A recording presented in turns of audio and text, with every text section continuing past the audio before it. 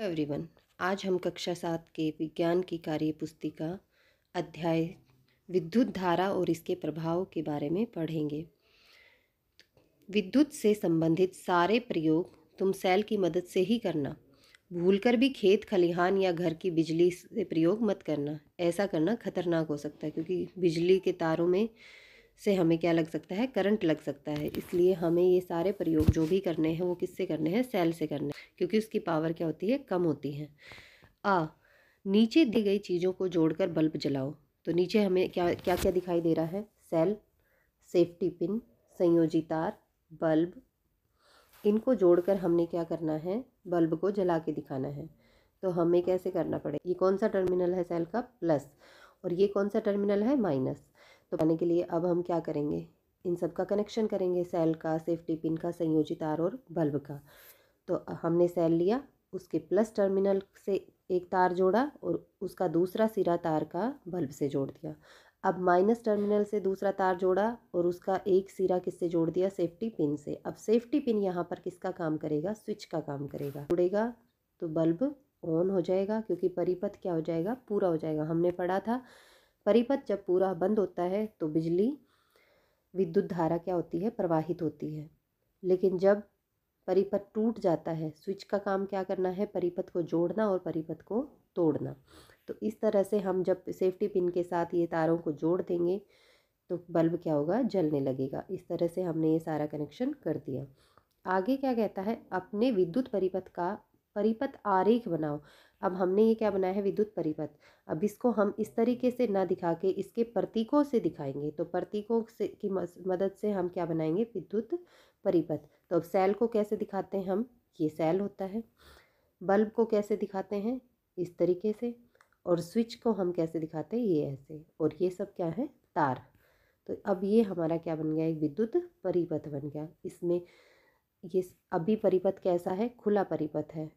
यहाँ बल्ब जलेगा, नहीं जलेगा, क्योंकि परिपथ खुला है, बंद नहीं है। जब तक परिपथ पूरा बंद नहीं होगा तब तक बल्ब नहीं जलेगा। आगे क्या कहता है, ऊपर दिए गए चित्र में अ, ब, स, द किसके प्रतीक हैं। तो ये एक चित्र है, किसका है, विद्युत परिपथ का। इसमें ए क्या है, सेल, ब क्या है, बल्ब, द क्या है, तार, और स क्या है, स्विच। तो हम यहाँ लिख सकते हैं, ए सेल है, बी, ब जो है वो बल्ब है, स स्विच है, और द संयोजी तार है। परिपथ में कितने सेल हैं, और ये क्या है, परिपथ है पूरा। और सेल को हमने देखा था, सेल का प्रतीक क्या होता है, ये सेल का प्रतीक होता है। इसका मतलब एक माइनस एक प्लस इस तरह से जुड़ा है, तो ये क्या है, एक सेल है। लेकिन अगर इस तरह का प्रतीक हो, एक प्लस एक माइनस फिर प्लस फिर माइनस, तो ये क्या बन जाता है, ये क्या बन जाती है, बैटरी। क्योंकि दो से ज़्यादा जो सेल जुड़े होते हैं वो क्या बन जाती है, बैटरी है। एक विद्यार्थी ने बल्ब जलाने के लिए नीचे चित्र में दिखा दिया परिपथ बनाया, परंतु उसका बल्ब नहीं जला। उसके परिपथ में कोई गलती हो गई है, तुम गलती को सुधार कर सही चित्र बनाओ। ये क्या, किसका चित्र दिया है, एक परिपथ का। उसने क्या करा, ये सेल है, सेल के ये प्लस और ये माइनस। उसने क्या करा, लड़के ने क्या करा, दोनों तार जो हैं प्लस वाले साइन से जोड़ दिए। किससे जोड़ दिए, प्लस वाले टर्मिनल से। तो ये प्लस टर्मिनल है, तो दोनों तार अगर प्लस वाले से जोड़ देंगे तो क्या बल्ब जलेगा। हम अगर परिपथ बनाएंगे तो उसमें क्या करेंगे, एक तार को प्लस से जोड़ेंगे और एक तार को माइनस से जोड़ेंगे। और इस तार का दूसरा हिस्सा किससे जोड़ दिया, बल्ब से।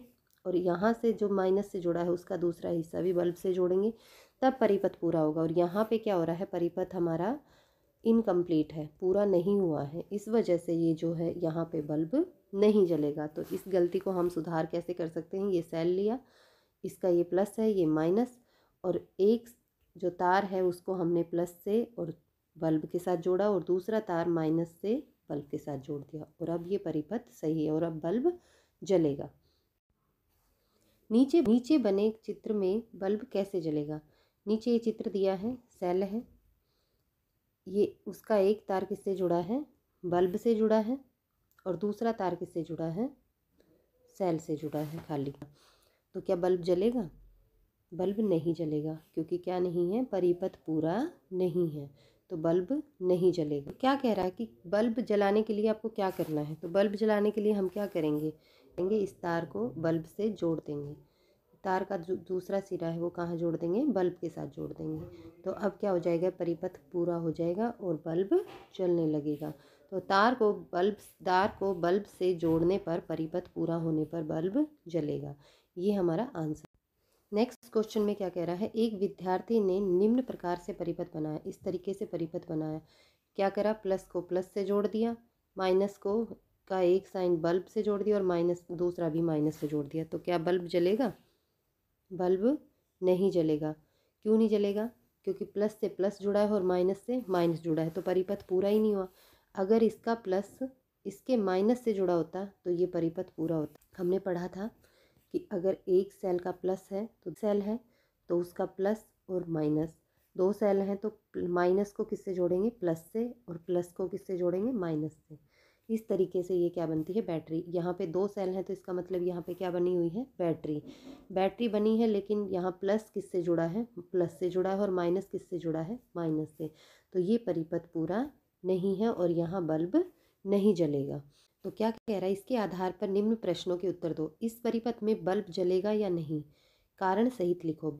नहीं जलेगा, यहाँ बल्ब नहीं जलेगा क्योंकि परिपथ में तारों का संयोजन सही नहीं है। अगर तार आपस में जुड़े हुए सही नहीं होंगे तो बल्ब नहीं जलेगा। अब क्या कह रहा है, यदि बिंदु क और ख के बीच एक तार जोड़ दें तो बल्ब जलेगा या नहीं। तो बिंदु क और ख, इसके बीच में अगर एक तार जोड़ दें तो बिंदु क और ख, यहाँ से यहाँ तक एक अगर तार जोड़ दें तो क्या बल्ब जलेगा, क्योंकि पहले एक तार यहाँ से जुड़ा है और दूसरा तार क से ख तक जुड़ जाएगा। तो क्या बल्ब जलेगा, हाँ, क्योंकि अब क्या हो जाएगा, परिपथ पूरा हो जाएगा, क्योंकि इससे भी एक तार जुड़ गया और एक तार माइनस से जुड़ा है, तो बल्ब जलेगा।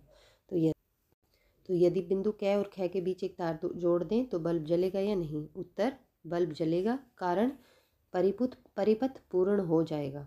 दिए गए चित्र में, यहाँ पे भी क्या दिया हुआ है, एक चित्र दिया हुआ है। दिए गए चित्र में क और ख, ये क है और ये ख को जोड़ते हुए विभिन्न पदार्थों को रखकर देखो कि बल्ब जलता है या नहीं। तो क्या क्या रखना, हमने इनके बीच में कागज रख दिया। तो कागज रखेंगे तो बल्ब जलेगा, नहीं जलेगा।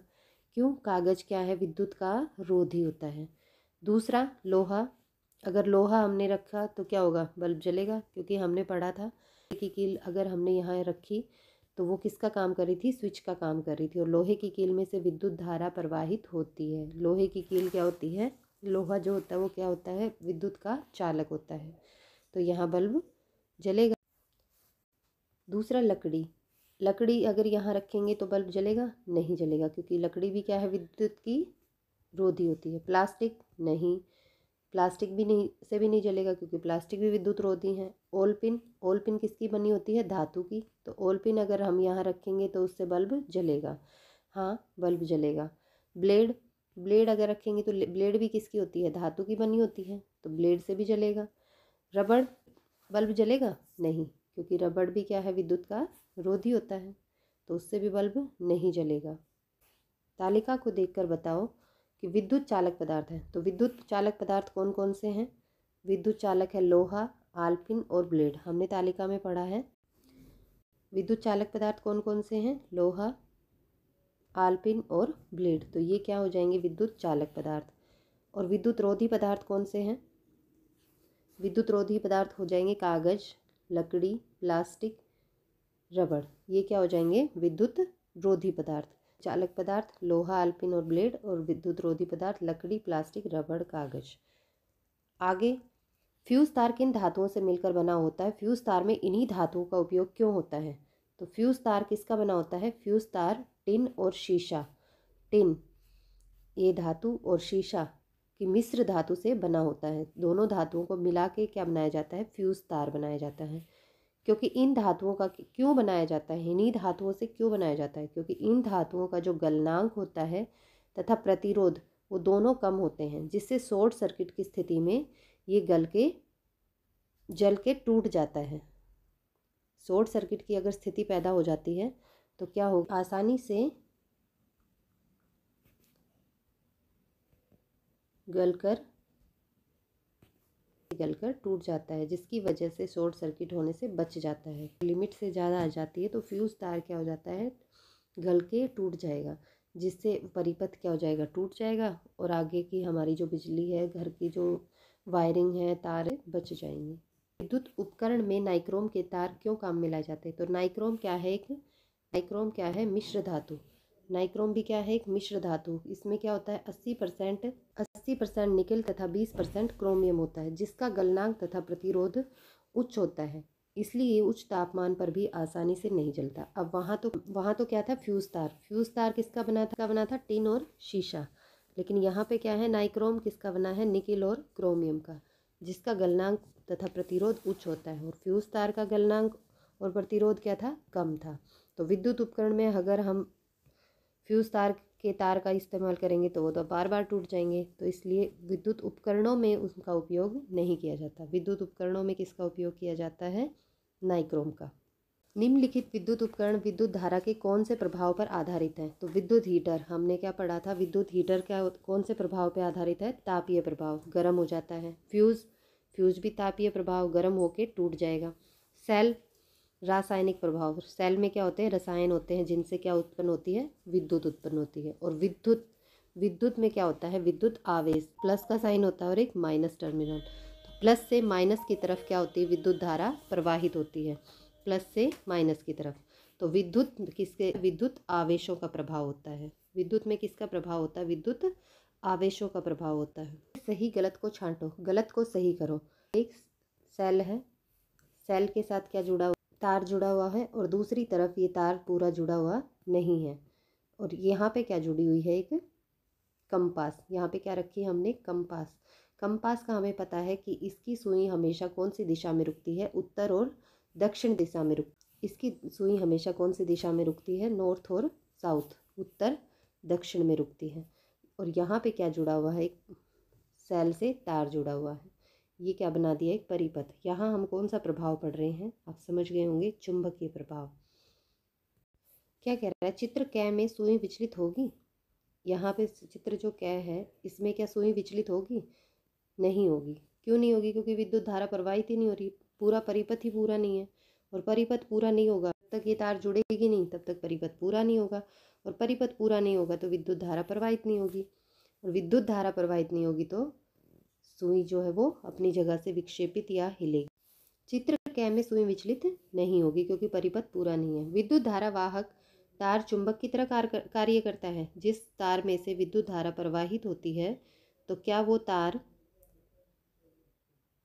जिस तार में से विद्युत धारा प्रवाहित होती है तो वो क्या चुंबक की तरह काम करता है? हाँ, क्योंकि अगर ये परिपथ पूरा हो जाएगा तो ये सुई जो है अपनी जगह से विक्षेपित होगी। तो इसका मतलब ये जो तार है, ये किसका काम कर रहा है, एक चुंबक की तरह काम कर रहा है, जिसकी वजह से सुई इधर उधर हिलने लगेगी। विद्युत धारा वाहक तार के से सिर्फ एक ही ध्रुव बनता है? नहीं, जैसे विद्युत चुंबक के दो ध्रुव होते हैं, तो अगर उसमें विद्युत धारा प्रवाहित हो रही है और वो चुंबक की तरह काम कर रहा है तार, तो उसके भी कितने ध्रुव होंगे, दो ध्रुव होंगे, तभी तो विद्युत धारा प्रवाहित हो रही है, तभी तो वो एक चुंबक की तरह काम कर रहा है। तो इसका मतलब हो जाएगा दो ध्रुव होंगे। विद्युत धारा के निम्न प्रभावों का उपयोग दैनिक जीवन में कहाँ कहाँ किया जाता है? तो विद्युत धारा का चुंबकीय प्रभाव, तो चुंबकीय प्रभाव विद्युत क्रेन में, बड़ी बड़ी सामान को, लोहे की चीज़ों को उठाने के लिए विद्युत क्रेन का उपयोग किया जाता है, उसमें भी क्या होती है, चुंबकीय प्रभाव। विद्युत घंटी में हमने पढ़ा था, जैसा चैप्टर में, विद्युत घंटी कैसे काम करती है।